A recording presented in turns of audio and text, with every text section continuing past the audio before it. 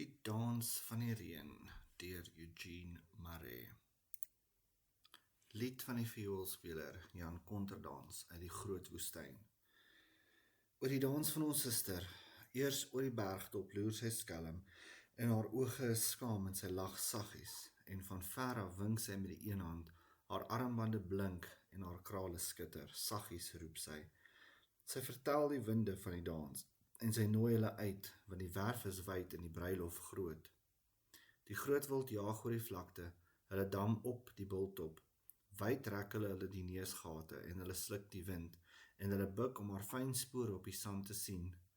Die klein volk onder diep in die grond, hoor die sleep van haar voete, en hulle kruip nader en sing saggies, O ons suster, jy het gekom, jy het gekom. En haar krale skud en haar koperinge blink in die wegraak van die son. Op haar voorkop is die vuurpluim van die berghuur. Sy trap van die hoogtes af en sprei die vaal karos met 2 arms uit. Die asem van die wind raak weg oor die dans van ons suster. Goed, agtergrond. Die gedig was eers bekend as Lied van die Reën.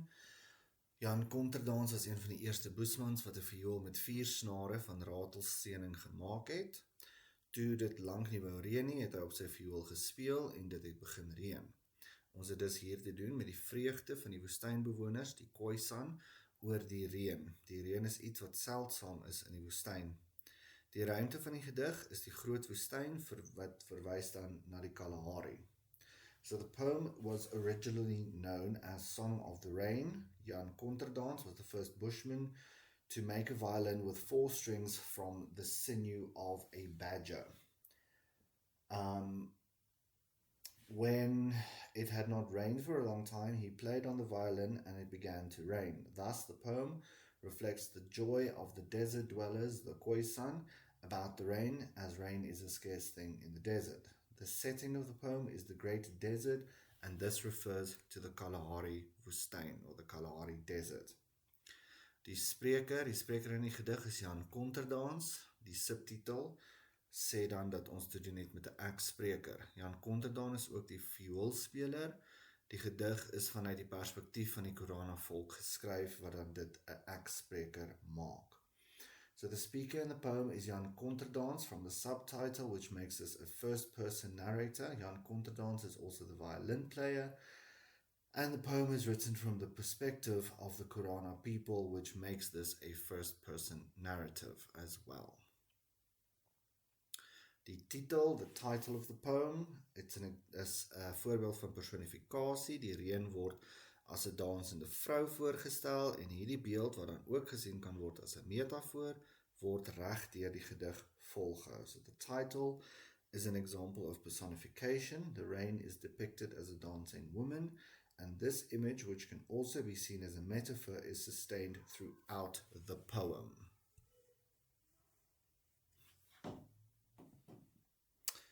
Goed. Die subtitel verskaf meer inligting oor die titel. Die subtitel sluit die gedig aan by die Korana storie, die Khoisan, wat dramaties eindig met die lied wat Konterdans speel. Die lied besing die koms van die reën na die groot droogte. Binne konteks van die verhaal lei dit nuwe heerskappy oor die stam in. So the subtitle provides more information about the title. The subtitle links the poem to the Korana or the Khoisan story, which ends dramatically with the song played by Konterdans. The song celebrates the coming of the rain after a great drought. With the context of the story, it leads to new leadership over the tribe. Die toon van die gedig, of die stemming, definisie, stemming en toon is dieselfde ding. Stemming of toon is basies die oorheersende gevoel of emosie wat jy voel as jy die gedig of 'n gedeelte van die gedig lees. So by definition, tone and mood are the same thing. It's basically the prevailing feeling or emotion that you feel when reading a poem or a part of a poem. Die stemming is dus afwagting, blydskap, vreugde en opgewondenheid, en die woorde wat dit uitbeeld is lag, bruilof, sing saggies, jy het gekom. So the tone of the poem is one of expectation, joy, happiness and excitement. Words depicting this is the mood, or depicting the mood or the tone of the poem is the words laugh, wedding, softly, and you have come, or singing softly, and you have come. The theme of the poem, die tema van die gedig, is die opgewondenheid en die vreugde wat die koms van die reën bring. It's the excitement and joy that the coming of the rain brings. Die boodskap van die gedig, the message, ons moet bly of dankbaar wees oor die reën, we should be joyful or thankful for the rain. Die typografie van die gedig, ons werk met inkeping hierso. Inkeping is wanneer die versreëls of strofe nie in lyn is met die res van die gedig nie. Die inkeping in hierdie gedig word gebruik vir uitheffing van belangriker gedagtes as ook om uit te beeld dat die aankomende reën nader kom. So the indentation that we have in the poem is when lines or stanzas are not aligned with the rest of the poem.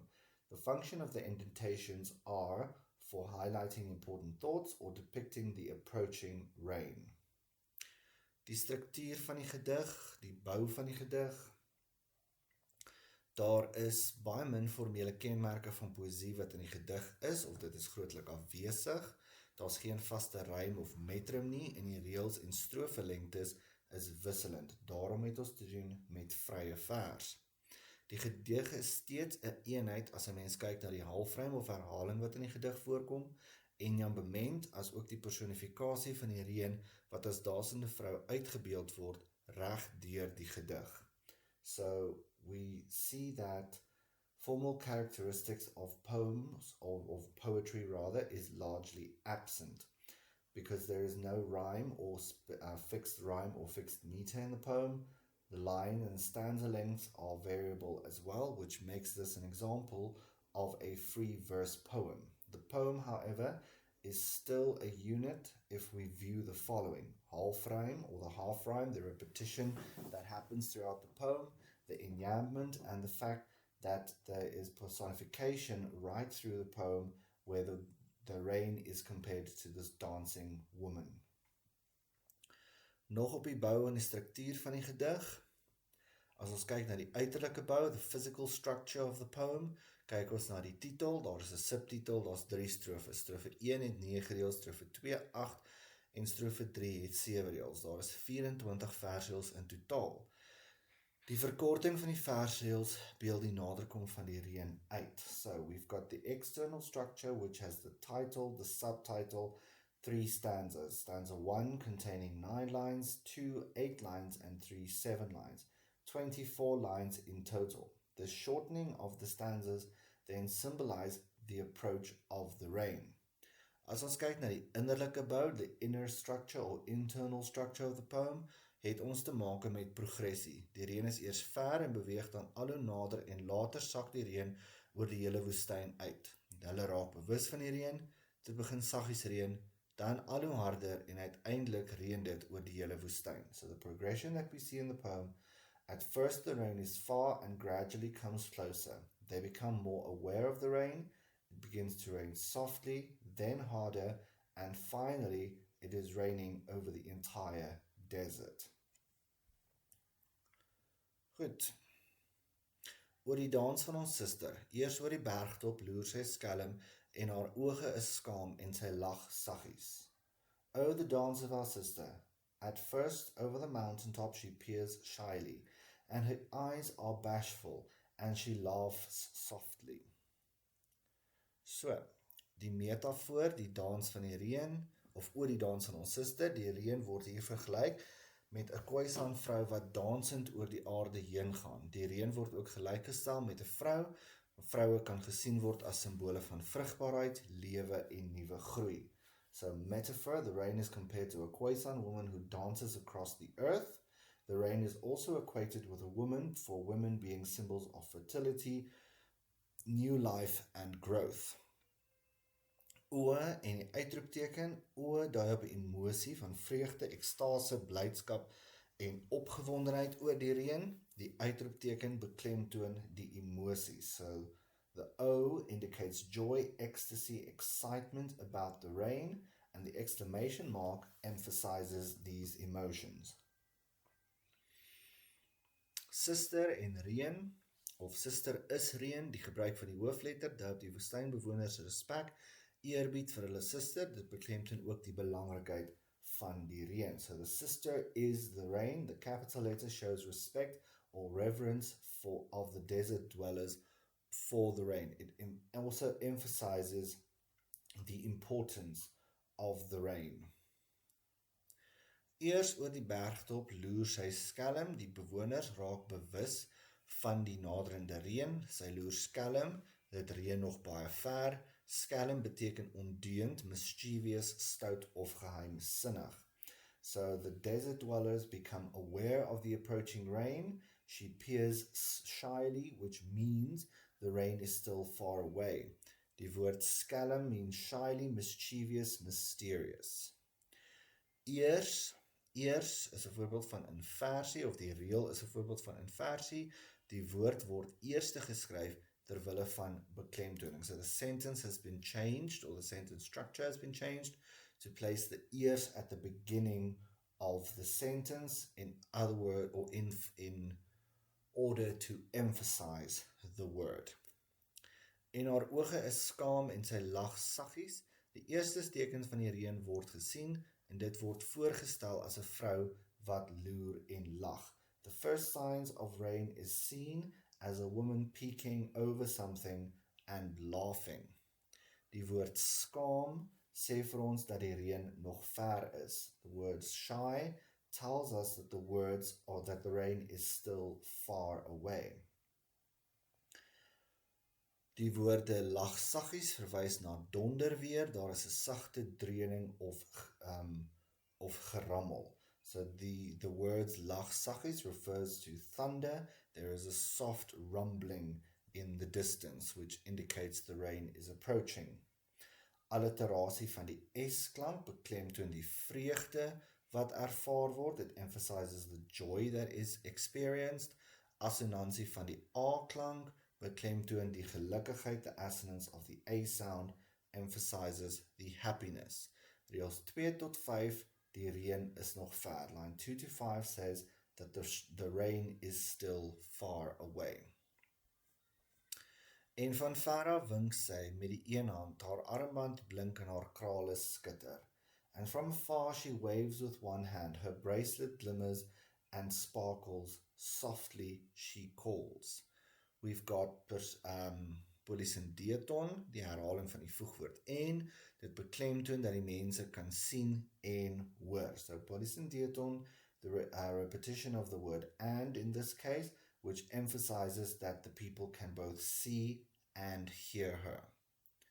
En van ver af wink sy met die een hand, personifikasie, die reën is nog ver, maar sy maak nou kontak met die mense of diere, sy waai vir hulle. Die teken dat sy op pad is, die wolke raak meer sigbaar, bietjie reën word gesien. So we've got personification here, she, the rain, is still far away, but makes contact with the people and the animals because she is waving at them. The signs that she's on her way, we've got clouds that become more visible and we can see a little bit of rain.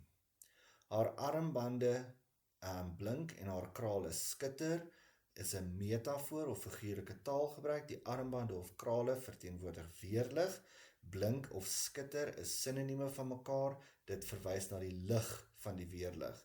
Die juweliersware wat sy dra verteenwoordig die idee van 'n bruilof. So figurative language here, the bracelets and the beads are the lightning, the glimmer and the sparkle is the light of the lightning, and the jewelry that she's wearing represents the idea of a wedding.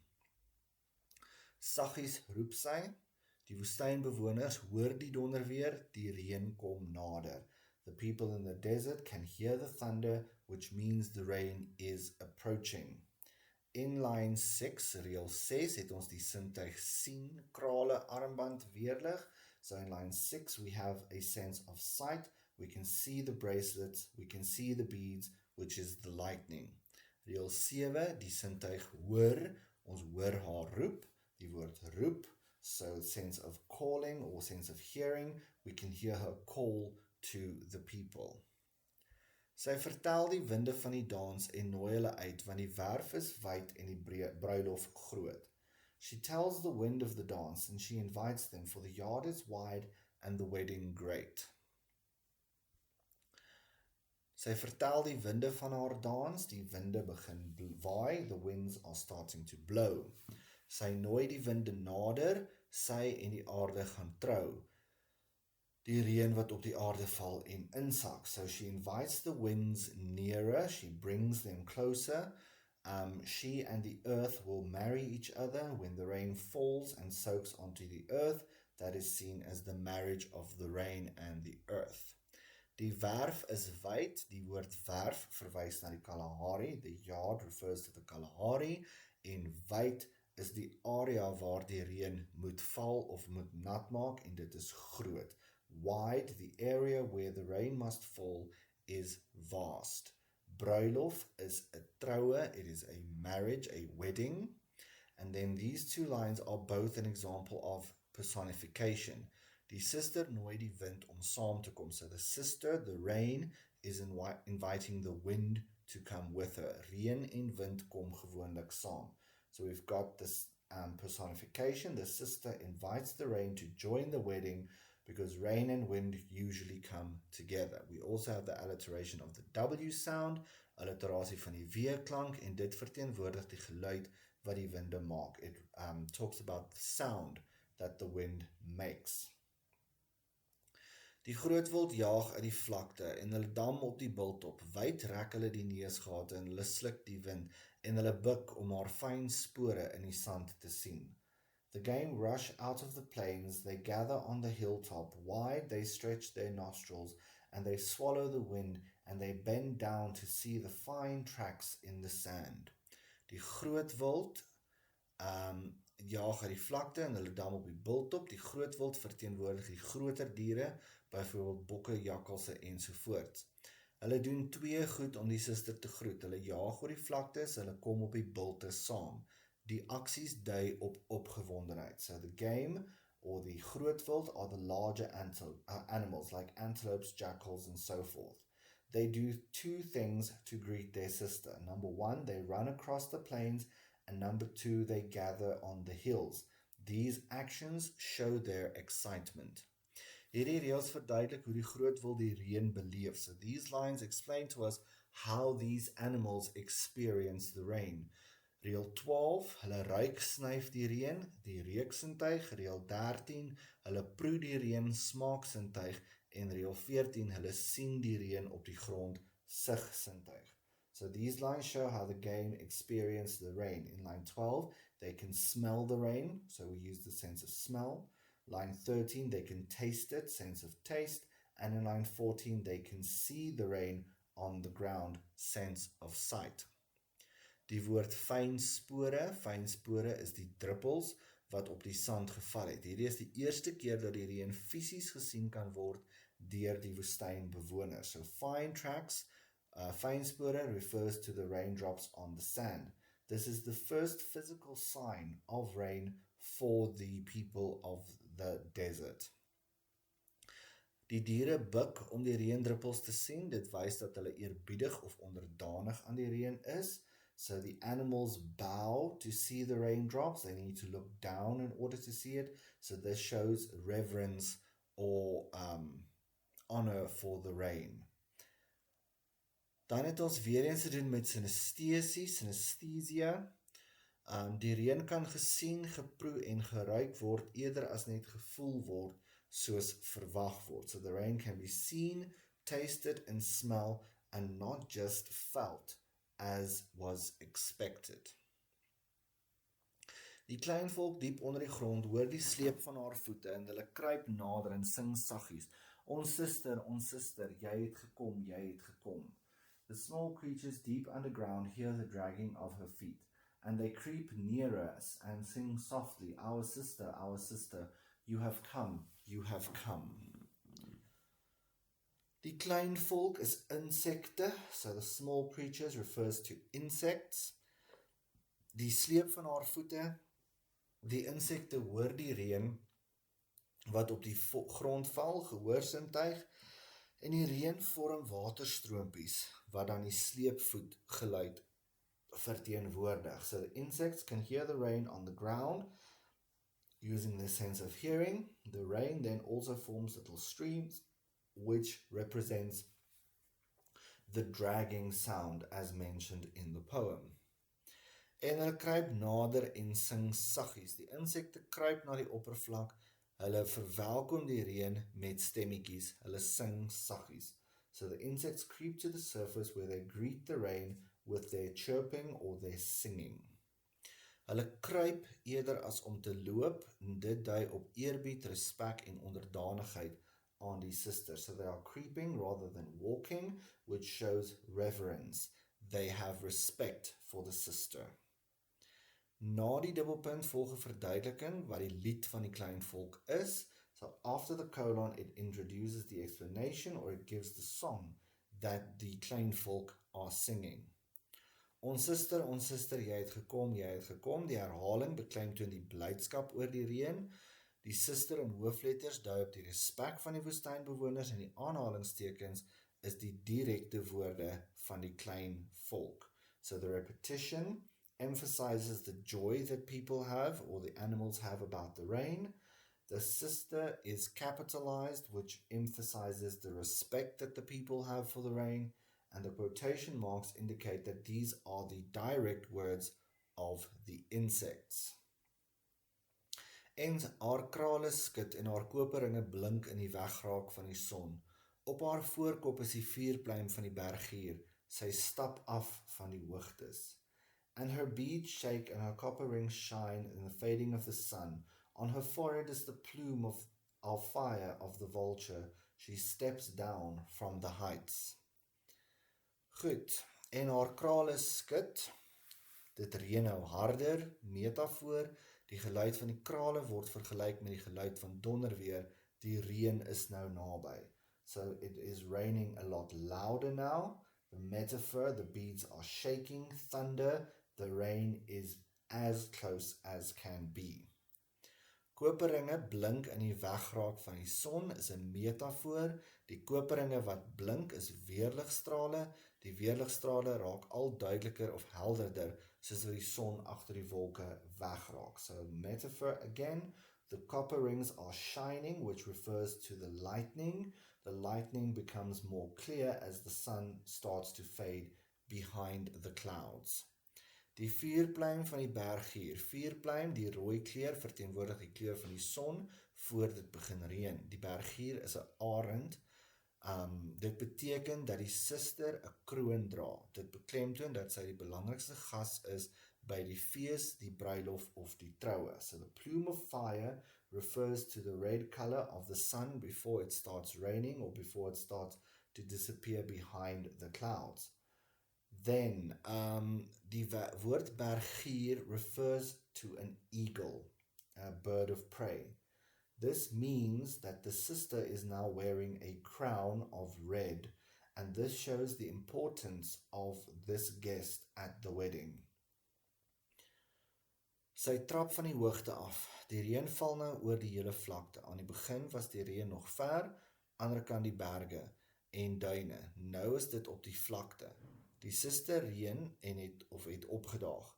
Sy is nou meer selfversekerd. In strofe 1 was sy skaam en skugter. In strofe 3 is sy duidelik sigbaar. Kroon op haar kop en kom af van die hoogtes.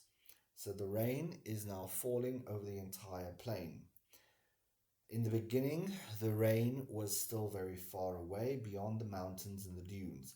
Now it is raining on the plain. The sister, the rain, has arrived. She is more confident.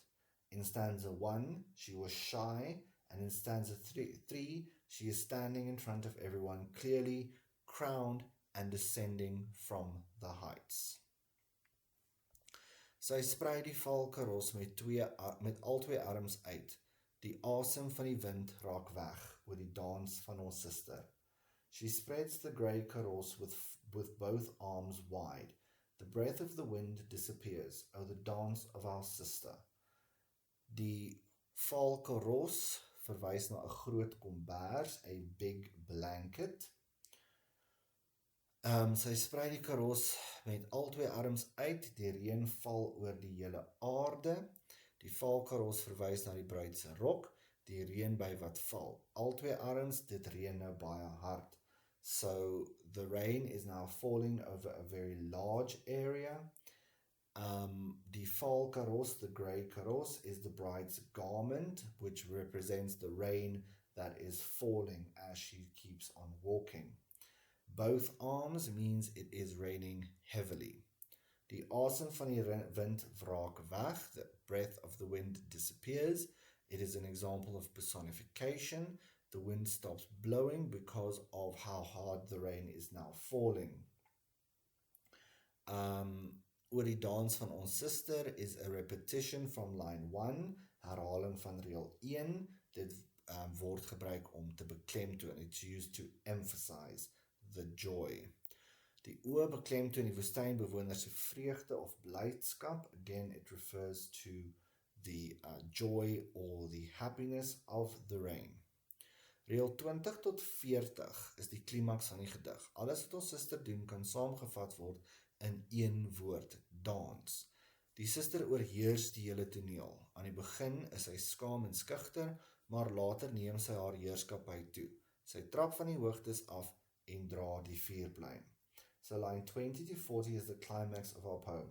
Everything she does can be summarized into one word, which is dance. The sister dominates the scene. She begins off shyly, but later takes the rule. She descends with her crown of the eagle feathers held up high. Again, any questions? You know where to find me.